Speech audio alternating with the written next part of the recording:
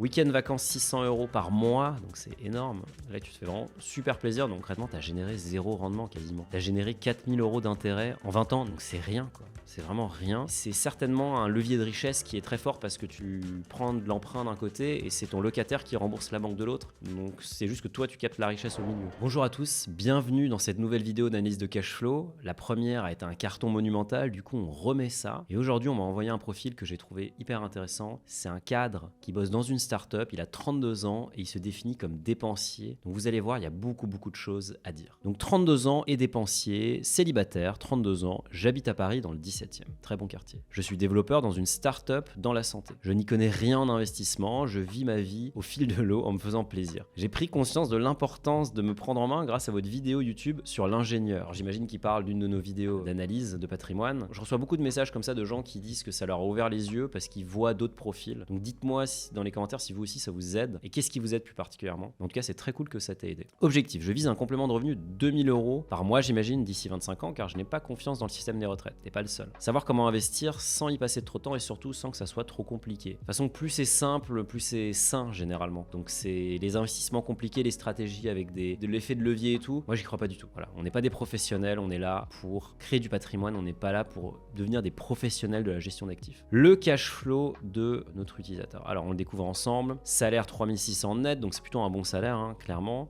Quelqu'un qui a 32 ans. Après, il vit à Paris, donc c'est cher. Donc, c'est quoi les gros postes de dépenses? Habitation, 650 €. Loyer. Alors, contribution loyer, bizarre. Ok. Pourquoi contribution loyer? 500 €. Alors là, je sais pas où il vit dans le 17e, mais ou alors s'il vit dans un studio minuscule, mais c'est vraiment pas cher. Vraiment pas cher. Donc, on va regarder quoi. Peut-être qu'il y a des explications sur ça. Charge fixe, 150 €. Ok, non, mais ça m'intrigue quand même. Parce que du coup, je suis allé voir les prix de l'immobilier dans le 17e, prix du locatif. Donc, j'ai pris une rue au hasard, un rue des Dames, c'est vers métro Villiers. C'est plutôt populaire auprès de la population, enfin des trentenaires. Donc on est à 30 € du mètre. Si on regarde les quartiers un peu autour, on est plutôt à 32. Donc là, toi, si tu as vraiment 500 €, tu payes 32, tu as un 15 mètres carrés, quoi. Même, ouais, un peu plus. Ça me paraît improbable. On va quand même voir s'il y a des explications. Ah bah voilà, ok, j'ai la chance d'avoir un salaire confortable et d'être logé pour pas cher car l'appartement dans lequel je vis est à mes parents. Bon, ça aide. Clairement, ça aide, hein, on va pas se mentir. C'est plutôt une bonne nouvelle pour toi. Tant mieux, hein. Franchement, tant mieux, ça te permet d'épargner plus. Ok, vie quotidienne, 2180 €, donc clairement c'est le gros poste de dépense. T'as dit que tu te faisais plaisir, donc ça se voit. Course 300 €, c'est plutôt important comme budget. Donc j'imagine que tu fais attention à ce que tu achètes. Bar after work, 150 €. Les after work, ça coûte pas très cher généralement au début. Aller dans des bars à Paris, la pinte elle est vite à 10 €, donc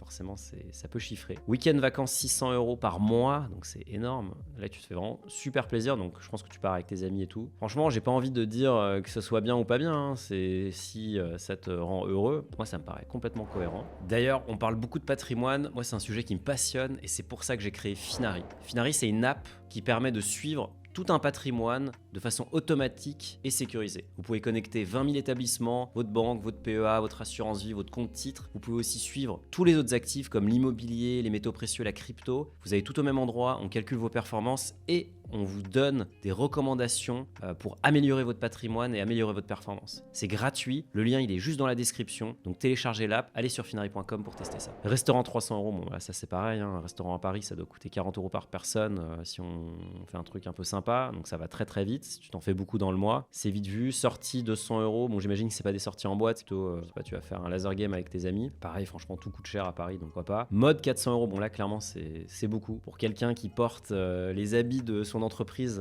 90% du temps. Bon, c'est un poste de dépense clairement sur lequel je miserais pas, mais il y a peut-être un potentiel à aller optimiser ça. Uber Eats, 80 € par mois. Bon, ça fait quoi? Ça fait 5-6 repas quand même commandés. Du VTC, ok, bah ça c'est le VTC, il est connecté aux sorties. Donc tu dépenses autant en VTC que. Enfin, ça te coûte aussi cher d'aller au bar que de revenir. Le reste, abonnement, 269 €. Donc t'as plein d'abonnements. Salle de sport, franchement, c'est pas très cher, 40 €. Mutuelle, ok. Internet, téléphone, c'est assez classique. Netflix, ça va.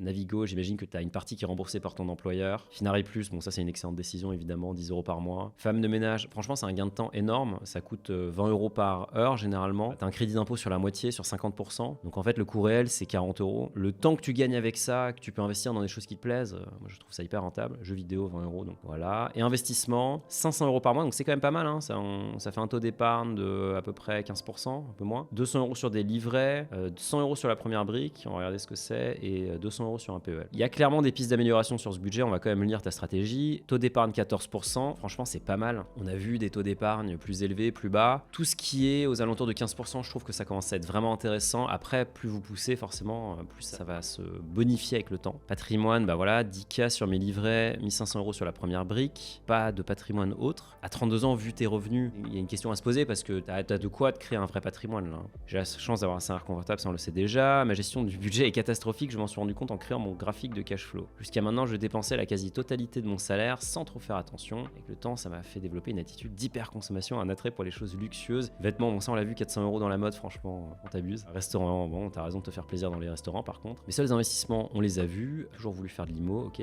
Je pense que si j'ai une stratégie d'investissement claire, ça me forcera à mieux gérer mon budget. 100% d'accord avec toi. Quelles sont vos recommandations pour atteindre mon objectif? Faut-il faire de l'immobilier en premier? J'ai le sentiment que c'est le plus sûr que les actions pour générer un revenu passif plus tard. Bah déjà, je trouve que la première chose dont tu bénéficies, c'est que tu as quand même un loyer très bas. Je pense que si tu as un 40 mètres carrés, ton vrai loyer, ça devrait être au 1200, 1500 en fonction de la qualité du bien. Donc franchement, c'est pas très cher là, tu fais une belle économie. Cet argent-là, c'est vrai que si tu peux ponctionner un petit peu sur la mode, ça fait un beau budget pour aller faire autre chose. Du coup, j'ai quand même regardé tes investissements. Donc tu as un PEL, je suis allé voir le taux actuel. Bon, ça dépend à quel moment tu l'avais ouvert. Tu vois, entre 2016 et 2022, c'est assez cohérent avec ton profil. Ça paye 2%, donc c'est vraiment pas énorme. Il me semble que tu avais un livret, j'imagine que le livret c'est livret A, paye 3% le livret, donc c'est pas énorme du tout. Je me suis amusé à utiliser notre simulateur. D'ailleurs, il remplace le fichier Excel que j'utilisais avant parce qu'en fait, vous étiez tellement à me le demander que je me suis dit qu'on allait créer une page. Et du coup, qu'est-ce que j'ai fait? J'ai mis ton patrimoine actuel. Il est assez simple, hein. C'est soit on investit en bourse, soit on investit dans autre chose. On a groupé pour simplifier. Donc là, tu as 0% en bourse, 100% dans autre. Tu investis 500 € par mois, 6 000 € annuels. Tout dans autre. On a mis sur 20 ans pour regarder. Le rendement autre, j'ai mis que c'était que des livrets, 3%. Taux d'inflation, j'ai mis à 2,5, c'est une moyenne. Ça a été beaucoup plus bas, évidemment. Maintenant, c'est un peu plus haut, mais sur le long terme, ça me paraît pas complètement déconnant. Donc tu vois que sur 20 ans, c'est assez écrasant, quoi, parce qu'en fait, concrètement, tu as généré zéro rendement quasiment. Tu as généré 4 000 € d'intérêt en 30 ans, en 20 ans net d'inflation. Donc c'est rien, quoi. C'est vraiment rien. Juste pour te donner un exemple, si tu investissais 100% dans la bourse, ton patrimoine, et que bon, la bourse en moyenne, c'est 9-10% par an brut, ajusté à l'inflation, évidemment, c'est moins. Juste pour te donner un exemple, tu investis tes 6 000 € 100% dans la bourse, et on pourra regarder après ce qui est intéressant, tu vas quasiment doubler ton patrimoine. C'est même plus, enfin, c'est énorme. Ça, c'est juste en prenant le même montant que tu investis actuellement. Si maintenant on dit que tu vas aller chercher peut-être dans la poche mode, on va dire que tu vas investir 12 000 €. Franchement, tu peux doubler ton taux d'épargne, je pense. Voilà, 400 000 €. Enfin, c'est énorme la différence. C'est vraiment conséquent. Et ça, c'est sans prendre en compte que ton revenu va augmenter. Donc en fait, ta capacité d'épargne, elle va augmenter naturellement. Petite pause. J'ai remarqué que vous étiez 65% à ne pas s'être abonné à la chaîne. Ce qui est dommage parce que toutes les semaines, je sors une vidéo comme celle-ci dans laquelle j'analyse un patrimoine. Je sors aussi des vidéos dans lesquelles je reçois des experts. On parle d'investissement sans tabou. On vous donne de la vraie valeur ajoutée pour mieux gérer votre patrimoine. Donc abonnez-vous, activez la cloche et vous serez les premiers informés des prochaines vidéos. Donc ça, c'est vraiment intéressant. Maintenant, la question, c'est dans quoi investir. Alors, je pense que les livrets, c'est intéressant pour se constituer ce qu'on appelle un matelas de sécurité. Là, toi, tu as 10K sur tes livrets. Tu dépenses à peu près, tu dépenses quasiment tout, hein, si on enlève les investissements. Tu dépenses 3100 €. Donc, tu as 3 mois de matelas de sécurité. À toi de voir si tu vas avoir plus. Généralement, un matelas de sécurité de quelqu'un qui est prêt à prendre du risque, c'est 3 mois. Quelqu'un qui est un peu plus conservateur, c'est 6 mois. Donc, tu pourrais le doubler. Maintenant, tu as quand même un revenu confortable. Donc, c'est à toi vraiment de prendre cette décision. Si tu veux investir en action, franchement, la première chose à faire, et je pense que c'est pour toi la chose qui devrait être la plus intéressante, c'est d'ouvrir un PEA dans lequel tu vas mettre des ETF. J'avais fait un thread sur la communauté, d'ailleurs je vais vous mettre le lien quelque part ici, dans lequel je listais des ETF qui sont intéressants et qui sont populaires sur Finari, qui permettent de s'exposer à des indices très importants, MSCI World, S&P 500, donc c'est des frais très bas, c'est de la gestion passive, vous faites rien, et vous avez la performance du marché qui est généralement très intéressante. Donc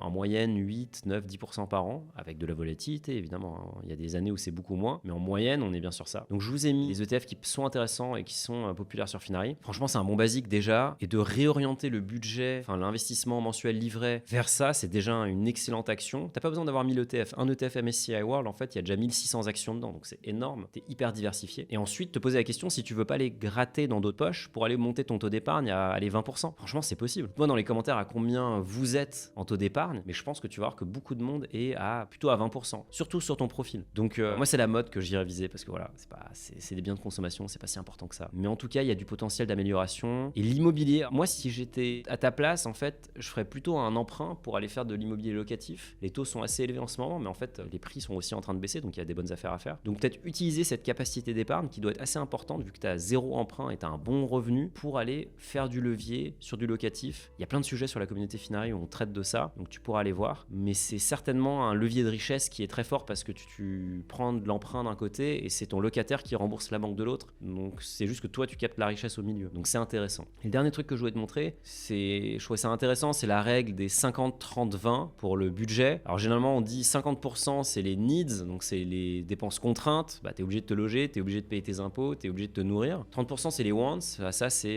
tu as envie d'aller voir tes amis en week-end, tu as envie d'aller au restaurant, tu as envie d'aller voir un concert. Et après 20% c'est l'épargne. Et ça c'est une bonne règle si vous cherchez un bon modèle, c'est un bon modèle mental à poser. Et ça marche assez bien pour la majorité des gens. Donc si tu l'appliques à toi, bah, en gros pour toi la réglette ce serait baisser tes dépenses want et augmenter ton épargne. Et si tu vas mettre cette épargne dans des supports type ETF Action, tu vas vraiment avoir une belle trajectoire sur le simulateur. Et d'ailleurs je vais vous mettre le lien du simulateur aussi dans la description évidemment, parce que vous pouvez jouer avec, vous pouvez envoyer les résultats à vos amis et c'est vraiment hyper intéressant. Voilà, j'espère que ça t'a aidé, j'espère que le format vous plaît. Si vous voulez postuler, je vous rappelle qu'il y a le questionnaire dans la description, vous pouvez postuler et toutes les semaines je regarde des nouveaux profils. En attendant, je vous souhaite de bien investir, des bons investissements et je vous dis à très vite. Salut.